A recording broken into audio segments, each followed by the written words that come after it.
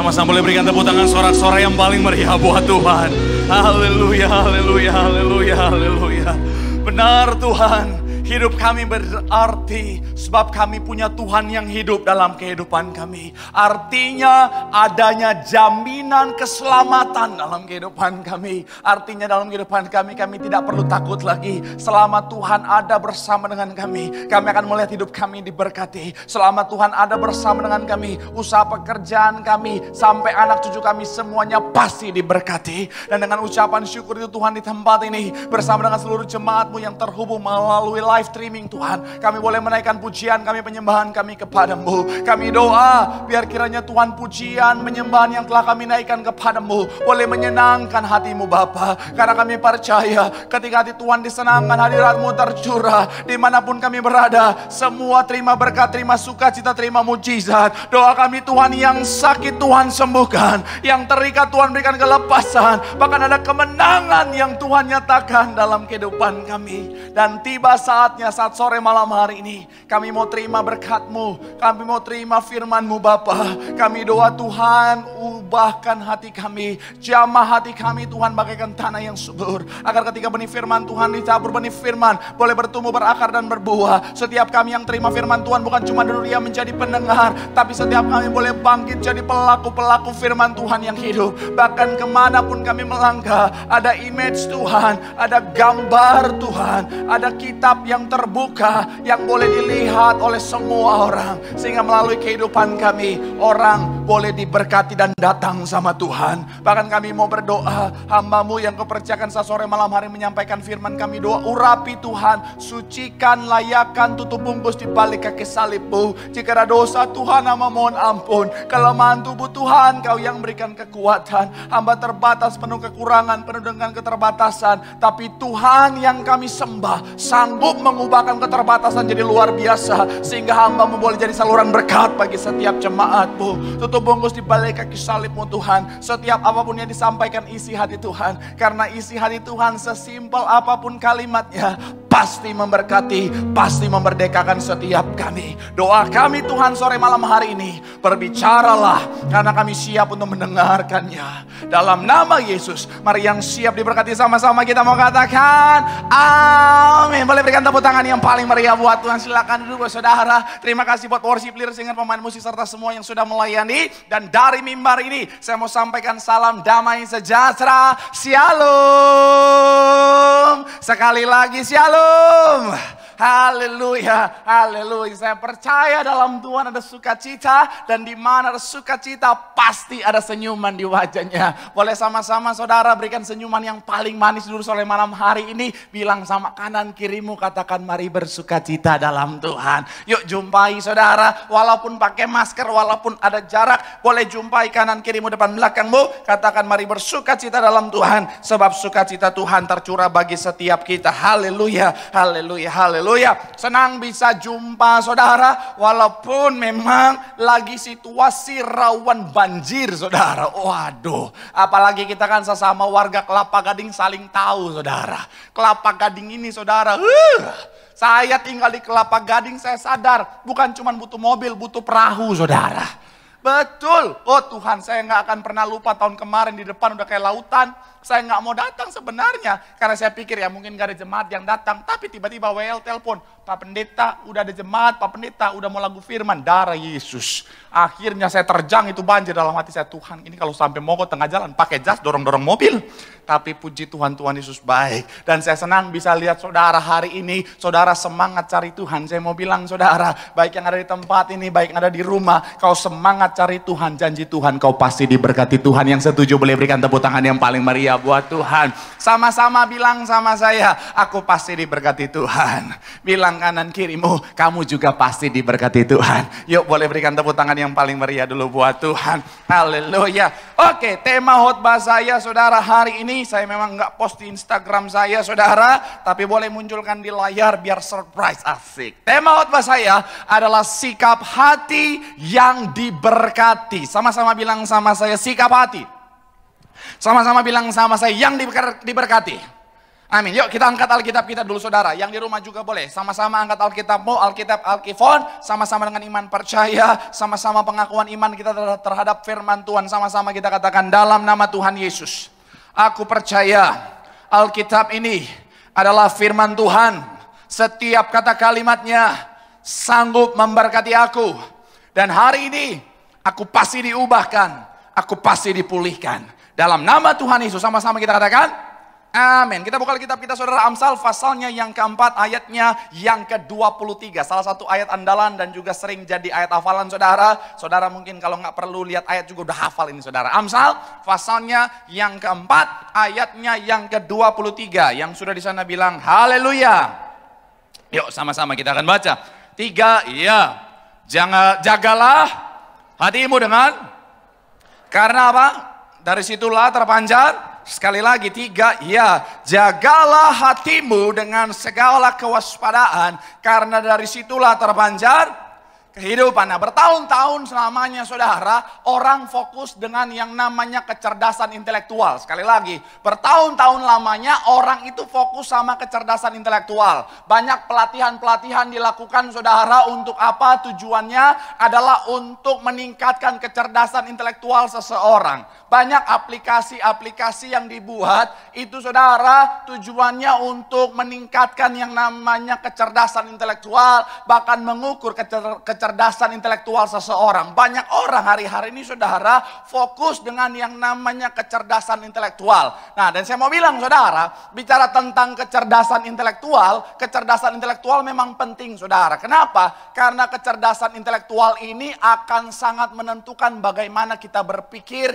bagaimana kita memahami sesuatu, bagaimana kita solve problem saudara, dan lain sebagainya saudara. Bahkan saya baca ada satu penelitian yang bilang saudara, ternyata tingkat kecerdasan intelektual seseorang akan sangat mempengaruhi yang namanya tingkat kesetiaannya saudara. Bayangin, orang yang punya tingkat kecerdasan intelektual yang tinggi ternyata lebih setia. Kenapa? Karena mereka cenderung lebih menghargai hubungan saudara. Itu kenapa kalau orang yang mohon maaf saudara suka yang namanya nakal-nakal, suka yang namanya tidak setia, itu tanda-tanda aiki jongkok katanya saudara. Betul. Kalau saudara ketemu orang yang dikit-dikit begitu-begitu ya aneh-aneh tidak setia, bilang aiki jongkok. Bilang kalau dia marah bilang, penelitian yang bilang, jangan bilang pendeta yang bilang, penelitian. Jangan bawa pendeta. Pendeta butuh keamanan. Saya mau bilang saudara, penelitian yang bilang saudara. Jadi makanya ini anak muda yang belum menikah. Mana yang belum menikah? Shalom buat yang belum menikah. Banyak ya. Nanti pelepasan doro jomblo ya. Saya mau bilang ya, makanya sekarang tingkatkan standar. Apalagi sebelum menikah harus ada itu yang namanya tes IQ dulu. Iya, kalau IQ-nya rendah jangan. Bahaya. Makanya buat yang IQ rendah, belajar. Tingkatkan itu kecerdasan intelektual. Karena kenapa? Ternyata itu sangat penting saudara. Pak Pendeta, emang Pak Pendeta kalau orang yang namanya punya intelektual yang tinggi, kecerdasan intelektualnya tinggi, itu dijamin gak selingkuh Pak Pendeta? Ada orang yang saya kenal Pak Pendeta, dia punya kecerdasan intelektual yang tinggi tapi selingkuh juga. Nah itu bukan karena kecerdasan intelektualnya kurang saudara. Memang tinggi tapi ada roh-roh buaya saudara. Memang kadang-kadang ada orang roh-roh buaya. Pintar sebenarnya, intelektualnya tinggi, tapi ada roh-roh buaya. Tapi di sini nggak ada yang roh buaya. Saya lihat wajah-wajah saudara walaupun pakai masker nggak ada roh buaya. Iya, biawak kayaknya ada. Nah, saya mencatat di sini saudara, bicara tentang sekali lagi kecerdasan intelektual, ternyata itu sangat penting. Tetapi ketika seorang peneliti namanya Daniel Goleman saudara, dia melakukan penelitian, dia menemukan ternyata tingkat kecerdasan intelektual yang dihebohkan orang-orang atau yang menjadi tujuan orang atau yang menjadi fokus orang, ternyata itu hanya mempengaruhi 5% sampai 10% terhadap kesuksesan dan keberhasilan seseorang dalam kehidupannya. Saudara perhatikan, ternyata kecerdasan intelektual itu ternyata hanya mempengaruhi 5% sampai 10% terhadap keberhasilan dan kesuksesan seseorang dalam kehidupannya, saudara. Sebagian besarnya ternyata ditemukan bahwa kecerdasan emosional lah yang sangat menentukan kesuksesan seseorang, keberhasilan seseorang dalam kehidupannya, saudara. Bahkan gak main-main, saudara. Yang namanya kecerdasan emosional punya peranan sampai 80% dalam kehidupan seseorang untuk mencapai keberhasilan, kesuksesan, saudara. Itu kenapa kalau saudara perhatikan di dalam lingkungan kerja saudara, di dalam lingkungan bisnis saudara, orang-orang yang sukses, orang-orang yang kadang-kadang punya posisi yang bagus, itu kadang-kadang seringkali adalah apa? Mereka yang punya kecerdasan emosional yang baik, saudara. Mungkin kalau saudara sering lihat gitu, saudara, ada orang-orang yang sebenarnya ya kecerdasan intelektualnya biasa aja. Tapi karena kecerdasan emosionalnya bagus, akhirnya saudara orang senang untuk kerja sama dia. Akhirnya bosnya juga ngelihat dia tuh sukacita gitu, saudara. Akhirnya apa? Kerjaannya jadi bagus karena ada kerjasama di dalamnya. Akhirnya apa? Bos juga ngelihat, oh naik pangkat, posisi bagus. Karena kenapa? Kecerdasan emosionalnya baik. Tapi kadang-kadang ada orang-orang kecerdasan intelektualnya tinggi luar biasa. Tapi karena kecerdasan emosionalnya rendah, orang mau kerja sama dia malas. Kenapa? Karena dikit-dikit marah-marah, dikit-dikit marah-marah. Orang dekat ketemu orang dikit aja udah apa loh? Akan kuhancurkan hidupmu, Amara. Iya. Kadang-kadang begitu. Akhirnya orang gak mau kerja sama dia. Apalagi bosnya, jangankan kasih dia jabatan bagus. Mau ngeliat mukanya udah nek gitu, saudara. Karena kenapa? Karena kecerdasan emosionalnya rendah. Dalam rumah tangga juga, orang tua yang menjadi orang tua yang berhasil adalah orang tua yang punya kecerdasan emosional yang baik. Istri yang berhasil adalah istri yang punya kecerdasan emosional yang baik. Suami yang berhasil adalah suami yang punya kecerdasan emosional yang baik. Kalau nggak baik, susah jadi suami yang baik. Kalau kecerdasan emosionalnya kurang baik, susah jadi istri yang baik, saudara. Betul. Saya mau bilang, saudara, ada kadang-kadang, mohon maaf ya, ada ibu-ibu, mohon maaf ya. Kadang-kadang seperti gagal jadi ibu yang baik. Karena itu tadi, kecerdasan emosionalnya kurang, saudara. Ngelihat suami nonton TV, ada wanita di TV, bisa cemburu. Saudara ketawa, saudara kira nggak ada. Saya pernah baca berita, di Amerika ada seorang pria, dia diultimatum sama istrinya, cuman boleh nonton acara TV tentang flora fauna. Oh Tuhan,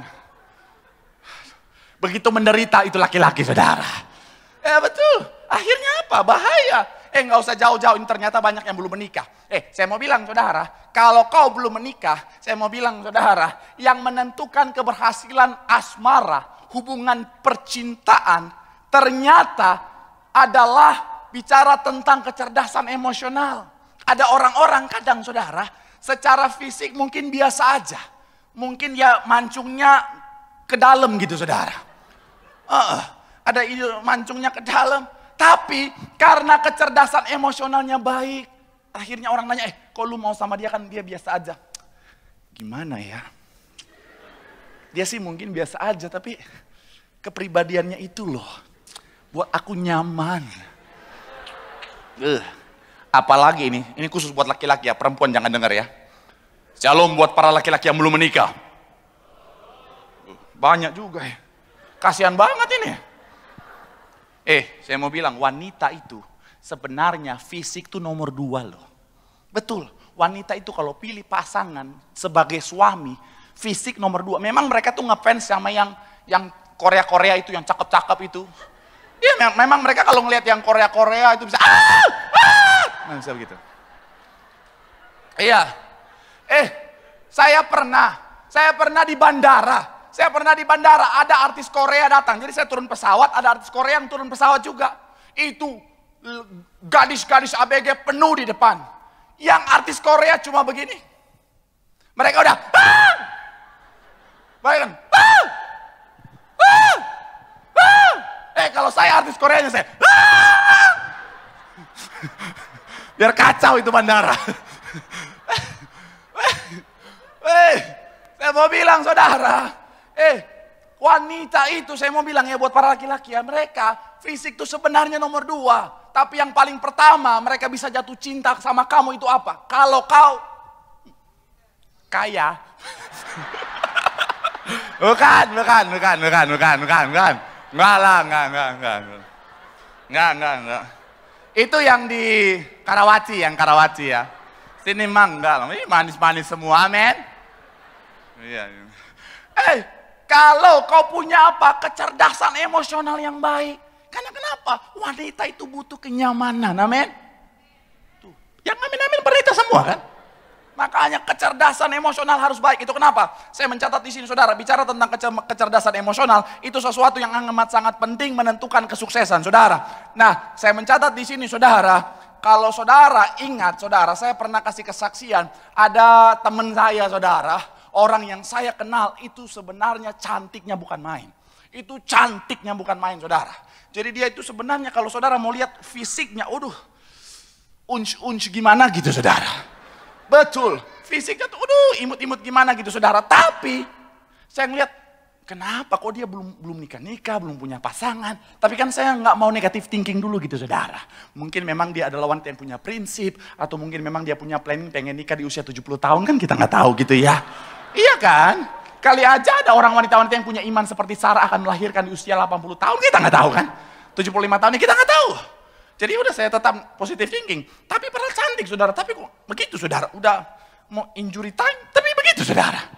Banyak wanita yang nggak terima kalau saya bilang itu. Nah, saya mau bilang saudara, ternyata ketika saya semakin kenal, saya semakin dekat, saya temukan ternyata saudara, salah satu penyebabnya adalah karena apa? Kecerdasan emosionalnya sangat rendah. Dia kalau ada masalah gitu saudara, bisa tiba-tiba ya, oh Tuhan. Saya aja jadi teman, takut saudara, apalagi jadi pacar saudara. Betul, itu kenapa sekali lagi saya mau bilang saudara, bicara tentang yang namanya kecerdasan emosional, itu sesuatu yang sangat penting dalam kehidupan kita, menentukan berkat kita, menentukan kesuksesan kita saudara. Nah, dan bicara kecerdasan emosional, ternyata ini bicara tentang yang namanya sikap hati. Sama-sama bilang sama saya, sikap hati. Sama-sama bilang sama saya, sikap hati. Amin. Alkitab mencatat saudara, jagalah hatimu dengan segala kewaspadaan, karena dari situlah terpancar kehidupan. Artinya apa? Bagaimana kehidupan kita tergantung bagaimana sikap hati kita saudara. Kalau sikap hati kita nggak benar, hidup kita bisa jadi nggak benar. Kalau sikap hati kita salah, hidup kita bisa-bisa tidak diberkati Tuhan. Itu kenapa? Saya mau bilang begini saudara, Alkitab dengan tegas berkata Tuhan kita Tuhan yang adil, amin. Tuhan kita Tuhan yang adil. Saudara datang ke gereja, saya mau bilang saudara, Tuhan kasih berkatnya semuanya sama, amin. Tuhan nggak pilih-pilih, Tuhan kasih curahkan berkatnya dari surga sama buat saudara dan saya. Tapi saya mau bilang saudara, ibarat hujan saudara, kan ada lagunya. Hujan berkat kan Kristen bukan sini. Tercurah, ibarat hujan. Saya mau bilang berkat yang Tuhan curahkan sama. Tapi besarnya, sedikitnya, banyaknya yang kau bawa pulang tergantung wadahmu. Tergantung sikap hatimu. Saya niat banget nih hari ini. Kalau misalnya ini hujan berkat, tiba-tiba saudara datang bawa wadah. Saya niat banget nih hari ini. Tolong jangan mengukur tingkat kemacoan saya dari gayung yang saya bawa. Jangan karena lihat pink ada love-love-nya. Ih, Pak Pendeta kayaknya nih, Pak Pendeta kayaknya. Enak aja, karena cuma ada ini aja makanya saya bawa ini. Bisa dicoba, kagetin aja. Kalau dikagetin saya ayam, nah itu boleh diragukan. Saya udah kasih tahu kan? Kalau kagetin saya bisa jamin saudara kagetin saya. Pak Pendeta, saya bilang ayam. Yeah. Fokus. Ini berkat Tuhan tercurah sama banyaknya. Tapi saya mau bilang saudara, yang bisa saudara bawa pulang adalah apa? Sebesar, sebanyak wadah yang saudara bawa.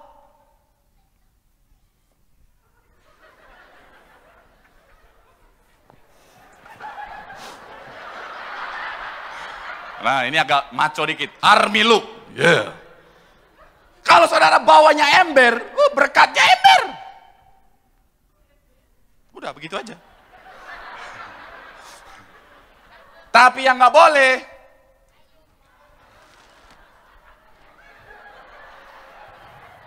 Ini bukan Sarimi pergi ke pasar ya. Ada yang bilang sedia payung sebelum hujan. Tapi dalam konteks berkat Tuhan jangan bawa payung. Kenapa? Karena kalau kau bawa payung, kau pulang gak bawa apa-apa. Ini bicara tentang apa? Penolakan saudara. Nah udah begitu aja. Niat banget kan saya? Saya mau bilang saudara, sama seperti kalau saudara ke gereja. Alkitab kan mencatat begini. Di Markus pasalnya yang keempat ayat 1 sampai 20. Saudara bilang begini saudara. Perumpamaan tentang apa?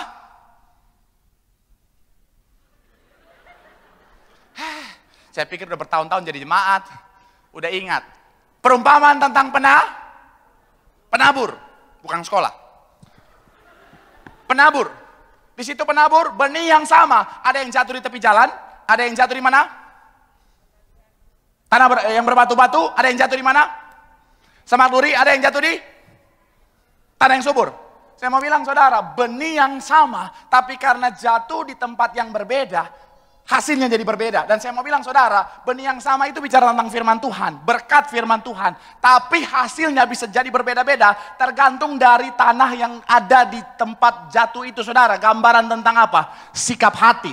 Saudara datang di tempat yang sama, saudara dengar firman yang sama, tapi saya mau bilang berkatnya bisa beda-beda loh. Amin.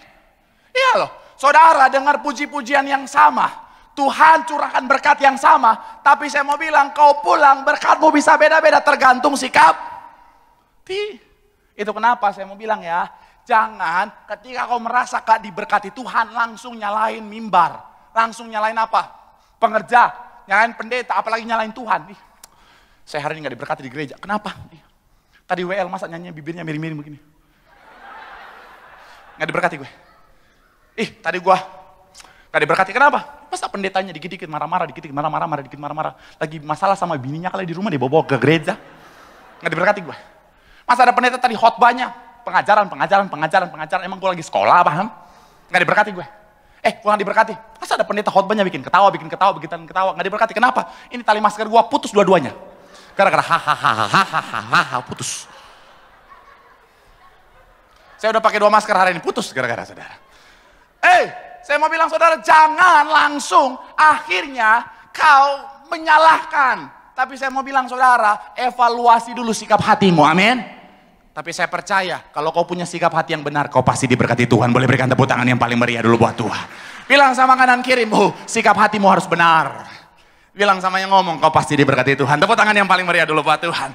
Nah, kita akan lihat sama-sama saudara, sikap hati yang membuat saudara dan saya diberkati. Yang pertama, coba kita buka kitab kita saudara, Yeremia 17 ayat 7. Salah satu ayat yang sangat terkenal. Yeremia pasal yang ke-17 ayat 7 saudara. Boleh munculkan di layar. Yeremia pasalnya yang ke-17 ayatnya yang ke-7. Yuk kita harus cepat. Yeremia pasal yang ke-17 ayat 7 yang sudah di sana boleh bilang haleluya. Sama-sama kita baca. 3, iya. Diberkatilah. Dan di bagian awal dikatakan apa? Diberkatilah. Sikap hati yang harus dimiliki untuk diberkati apa? Orang yang mengandalkan.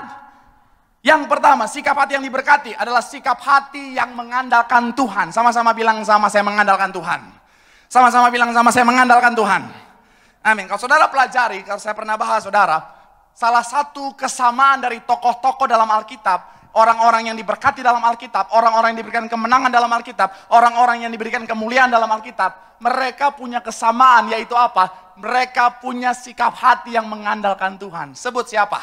Daud. Daud itu punya sikap hati yang mengandalkan Tuhan. Sejak semula jadi gembala dia mengandalkan Tuhan. Ketika dia menghadapi Goliat pun dia mengandalkan Tuhan. Itu kenapa? Berkat segalanya dia bisa terima saudara. Yusuf di masa-masa sukar dia orang yang mengandalkan Tuhan. Itu kenapa dia lihat berkat Tuhan berkelimpahan dalam kehidupannya. Siapa lagi? Ayub di masa-masa yang berat dia mengandalkan Tuhan. Dia lihat pemulihan Tuhan, bahkan berkat Tuhan lipat kali ganda dalam kehidupannya. Siapa lagi? Banyak, Yosafat dan lain sebagainya.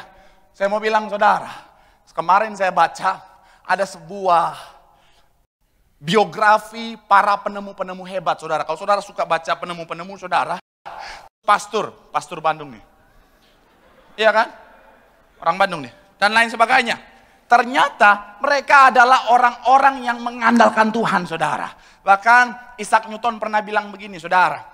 Semua penemuan yang dia temukan adalah jawaban atas doa-doanya, saudara. Jadi ternyata selama dia proses perjuangannya untuk meneliti, saudara, dia adalah orang yang selalu mengandalkan Tuhan, saudara. Rajin doa sama Tuhan. Akhirnya apa? Ketika dia mencapai semua itu, dia nggak mau bermegah, tapi apa? Dia bilang semuanya adalah buah dari doanya sama Tuhan. Dia orang yang selalu mengandalkan Tuhan. Saya mencatat di sini, saudara, bicara tentang mengandalkan Tuhan, saudara, itu sesuatu yang sangat penting. Bapak Gembala sidang kita sedikit kesaksian, saudara, bersama ibu. Mereka itu, saudara, orang yang mengandalkan Tuhan. Satu ketika ada satu kesaksian, saudara, jadi gereja itu butuh dana, saudara. Kan memang kita tahu untuk memaintain gereja yang begitu besar butuh dana yang tidak kecil, saudara. Satu ketika, saudara, gereja butuh dana, saudara, tapi kan Bapak Gembala sidang kita bersama ibu orang yang selalu jaga apa? Tidak mau minta-minta. Padahal mereka bisa telepon orang yang mereka kenal kapanpun, berapapun, itu pasti orang itu dengan senang hati, saudara. Tapi Bapak Gembala sidang kita apa? Selalu bilang apa? Saya nggak mau minta-minta, tolak minta-minta. Cuman Tuhan yang saya andalkan. Kalaupun mau minta-minta, minta sama Tuhan. Singkat cerita, saudara, nggak lama setelah itu tiba-tiba ada berkat yang masuk yang jumlahnya persis sama apa yang dibutuhkan, saudara. Saya mau bilang, saudara, kalau kau andalkan Tuhan, kau akan lihat hal-hal luar biasa dinyatakan. Saya kemarin belum lama ini, saudara, dapat satu WhatsApp kesaksian, saudara. Ada seorang ibu, dia itu, saudara, dia bilang begini, Pak Pendeta, saya di kantor saya, ada orang yang berusaha untuk menjatuhkan saya. Ada orang yang berusaha untuk menyerang saya, Pak Pendeta. Dan akhirnya Pak Pendeta, singkat cerita Pak Pendeta, akhirnya saya berhasil dijatuhkan sama dia, Pak Pendeta. Karena memang sekali lagi saya mau bilang, saudara, kalau dalam hidupmu ketika kau mencapai sesuatu, dimanapun kau berada, tetap akan ada orang yang bisa iri sama saudara. Amin. Pak Pendeta, bagaimana Pak Pendeta supaya orang gak iri? Gak usah bikin apa-apa. Iya, kalau saudara pengen orang gak mau iri sama saudara, saudara diem aja. Dunia udah mau kiamat, diem aja. Rumah udah mau roboh, diem aja. Itu enggak ada orang yang mau iri sama saudara. Jangankan orang mau iri, malaikat mau datang bawa berkat, malas. Jangankan malaikat datang bawa berkat, iblis mau ganggu saudara, ini enggak ada guna. Itu biarin sendiri juga, itu lalatan, itu biarin aja. Tapi kalau saudara mulai mencapai sesuatu, akan ada orang yang mau kain iri. Dia sudah bisa mencapai itu. Betul. Saya mau bilang, saudara, akan ada orang iri. Si ibu ini ada orang iri, saudara. Singkat cerita, orang berusaha untuk jatuhkan dia, saudara. Akhirnya, saudara, singkat cerita, ibu ini bilang, akhirnya Pak, akhirnya saya dipindahkan dari posisi saya yang sebelumnya yang baik sebenarnya, dipindahkan di posisi saya yang saat ini, Pak Pendeta, jauh dari posisi saya sebelumnya, Pak Pendeta. Tapi saya tetap andalkan Tuhan, Pak Pendeta. Singkat cerita, saya bisa melihat berkat Tuhan luar biasa. Bahkan apa yang saya terima jauh lebih besar daripada posisi saya sebelumnya. Boleh berikan tepuk tangan yang paling meriah buat Tuhan. Bahkan si ibu ini bilang, Pak, dan luar biasanya Tuhan, Pak. Akhirnya orang yang jahatin saya itu, Pak, malah dia dikeluarkan, Pak, dideportasi, Pak. Akhirnya udah nggak ada di kantor lagi. Saya mau bilang, saudara, andalkan Tuhan. Kau akan lihat berkat Tuhan, pembelaan Tuhan pasti dinyatakan. Tepuk tangan yang paling meriah dulu buat Tuhan. Bilang kanan kirimu, ayo tetap andalkan Tuhan. Bilang sama yang ngomong, kau pasti diberkati Tuhan. Tepuk tangan yang paling meriah dulu buat Tuhan. Haleluya. Yang kedua, kita cepat, saudara. Yang kedua, saudara, sikap hati yang membuat kita diberkati. Yang kedua, yaitu di 2 Tawarik pasal yang ke-15 ayatnya yang ke-7. 2 Tawarik pasalnya yang ke-15 ayatnya yang ke-7. Boleh lihat di Alkitab, saudara. Itu di perjanjian baru, Matius, Markus, Tawarik. Yang ketawa pasti rajin baca Alkitab. Yang tidak ketawa pasti tidak pernah lihat Alkitab. Oh iya, betul tah, udah pindah. 2 Tawarik pasal yang ke-15 ayat 7, yang sudah di sana boleh bilang haleluya. Sama-sama kita baca. 3, ya. Tetapi kamu kuatkanlah, jangan semangatmu karena apa? Bicara tentang berkat Tuhan. Tetapi di situ dikatakan apa? Tetapi kamu ini apa? Kuatkanlah hatimu, jangan lemah semangatmu karena apa? Saya mau bilang, saudara, yang kedua boleh munculkan poinnya. Sikap hati yang diberkati adalah sikap hati yang pantang menyerah. Sama-sama bilang sama saya, pantang menyerah. Sama-sama bilang sama saya, pantang menyerah.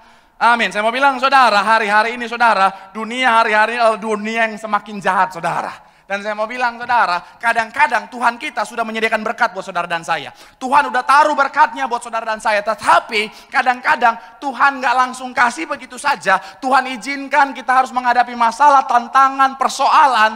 Supaya ketika kita melewati semua itu dan mencapai berkat yang Tuhan sudah sediakan, kita akan jadi orang-orang yang mampu menghargai berkat Tuhan.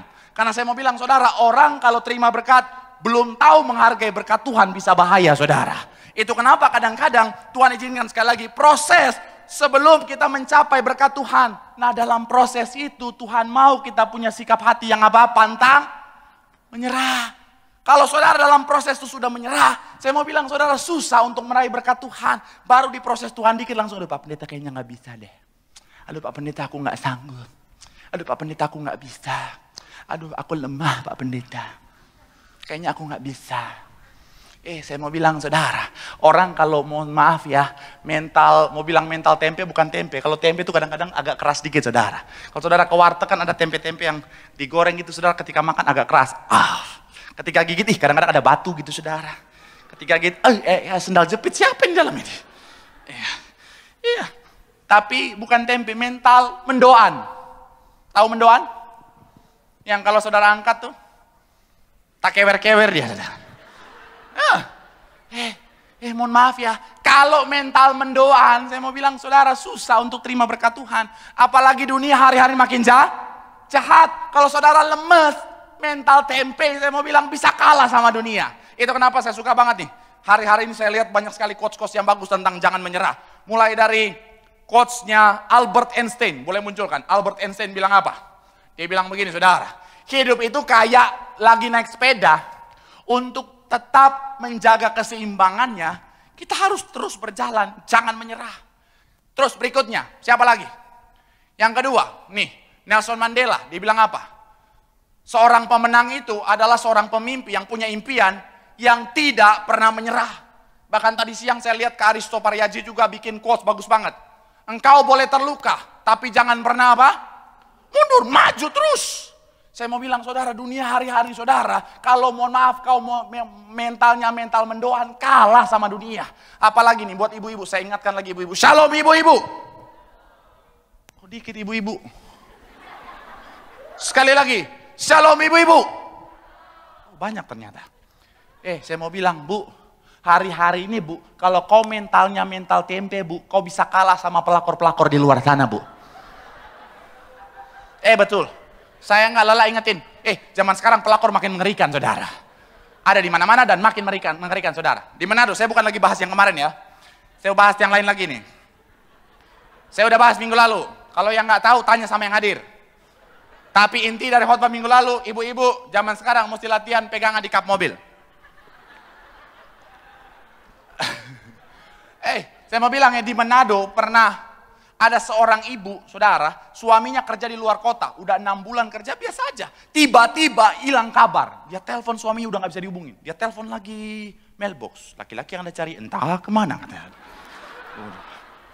Itu jokes dari tahun Adam dan Hawa itu, saudara. Akhirnya saudara, dia telepon terus dia sampai cari ke sana bingung, gak ada yang tahu saudara. 1 tahun kemudian tiba-tiba ada yang telepon dia. Suaminya bukan, pelakornya. Saudara bisa bayangin kalau zaman dulu istri-istri yang telepon pelakor, loh. Iya kan? Ini istri lagi marah, tolong jangan jijik gitu lihat wajah saya. Saya lagi kasih contoh ini. Loh, jangan lagi ganggu-ganggu suami gue. Nah itu wajar. Nah ini pelakornya yang telepon istrinya. Loh. Jangan lagi ganggu-ganggu suami lo.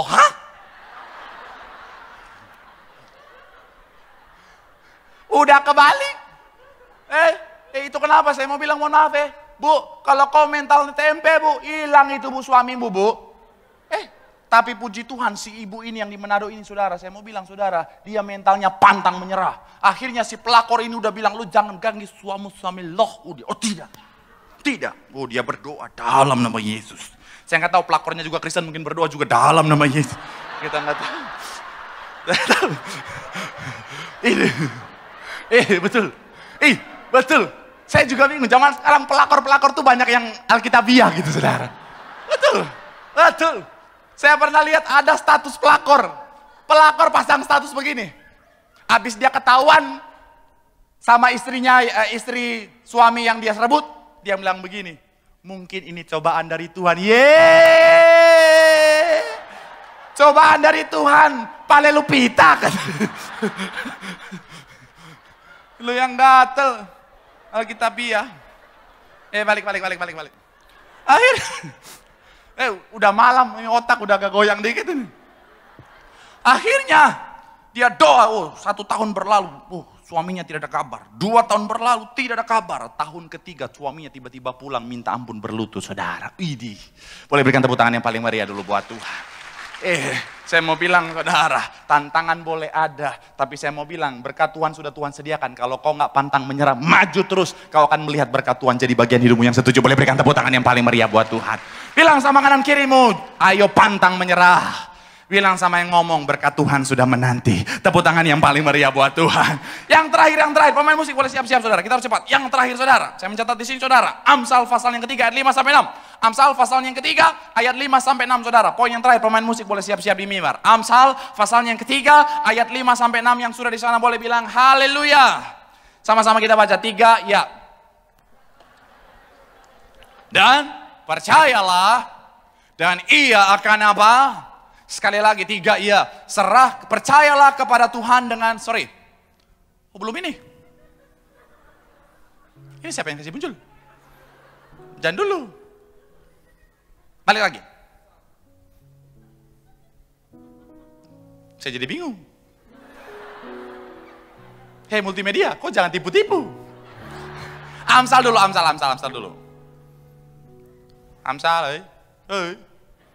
lagi live ini, jangan bikin malu Percayalah.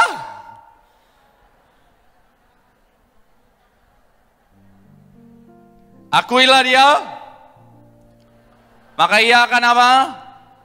Nah, baru Mazmur. Saudara pura-pura belum lihat aja ya. Serahkanlah hidupmu kepada Tuhan dan percayalah kepadanya, dan ia akan apa? Wow, serahkanlah. Bicara tentang apa? Poin yang terakhir, sikap hati yang mau mana?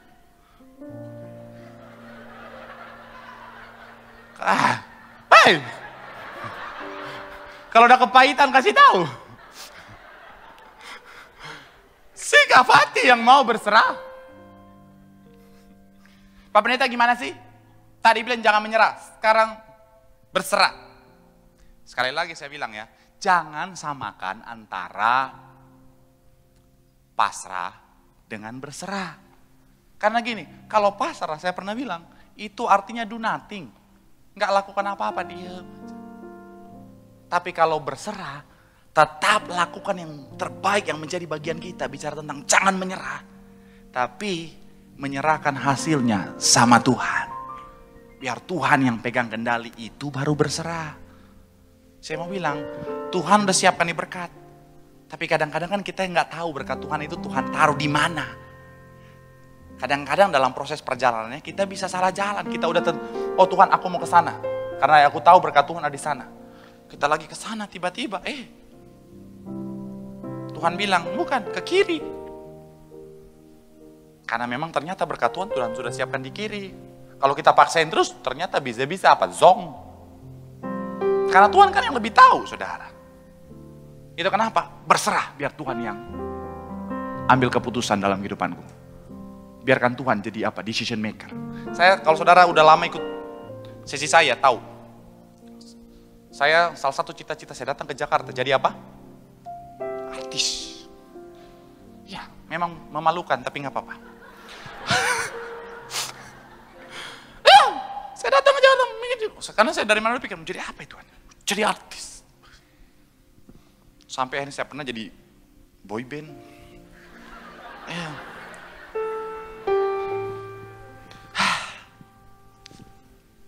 Ya kan saya pendeta yang apa adanya, udah. Saya mantan boy band.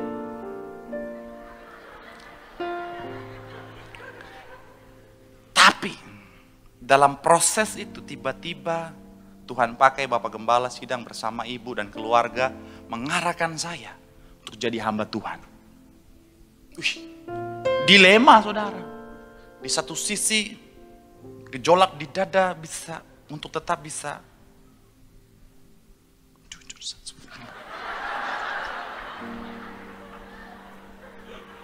tapi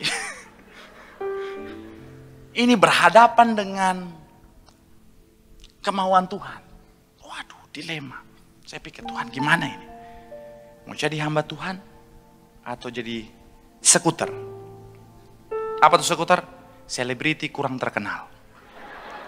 Karena memang boyband saya nggak terkenal amat. Saya juga bingung kenapa tiap hari muncul di TV tapi nggak terkenal.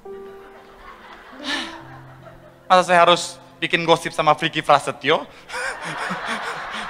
Biar terkenal kan langsung terkenal tuh. Ya. Tapi saya waktu itu udah langsung, aku harus berserah sama Tuhan biar otoritas Tuhan yang aku pilih. Akhirnya jadi hamba Tuhan. Dan ketika saya evaluasi hidup saya jadi hamba Tuhan, ternyata jadi hamba Tuhan itu benar-benar pilihan terbaik, posisi terbaik, keadaan terbaik yang pernah saya pilih dalam hidup saya. Iya, jadi hamba Tuhan.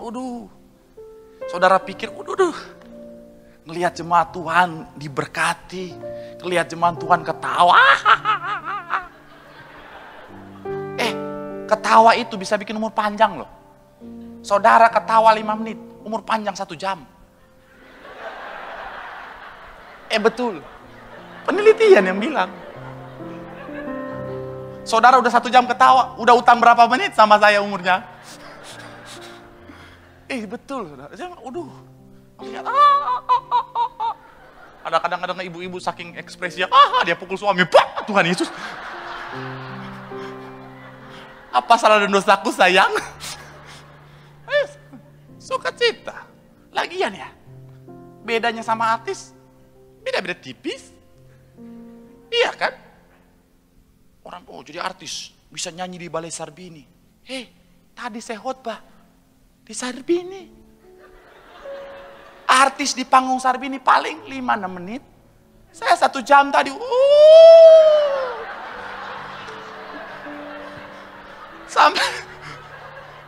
Sampai bosan itu jemaat lihat wajah saya. Mau bilang apa? Artis bisa masuk TV.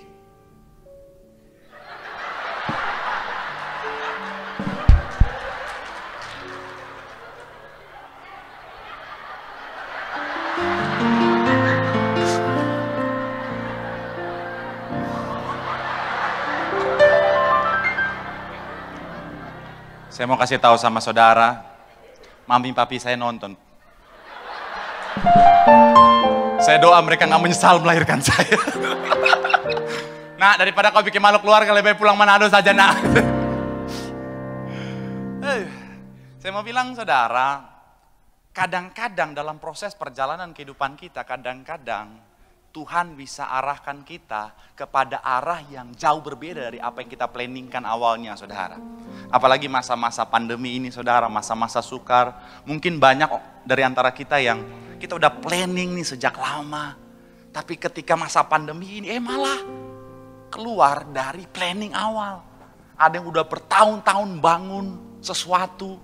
Tapi karena pandemi ini tiba-tiba, kok berubah. Tapi saya mau bilang saudara, kalau itu berasal dari Tuhan, jangan keraskan hatimu, ikutin. Karena kenapa?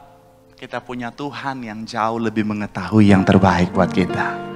Boleh berikan tepuk tangan yang paling meriah buat Tuhan. Ikutin itu. Karena kenapa? Janji Tuhan, rancangan Tuhan, rancangan damai sejahtera untuk mendatangkan kebaikan. Boleh sekali lagi tepuk tangan yang paling meriah buat Tuhan. Bilang sama kanan kirimu, ayo berserah pada rencana Tuhan. Bilang sama yang ngomongkan rancangan Tuhan, rancangan yang terbaik. Tepuk tangan sekali lagi yang paling meriah buat Tuhan.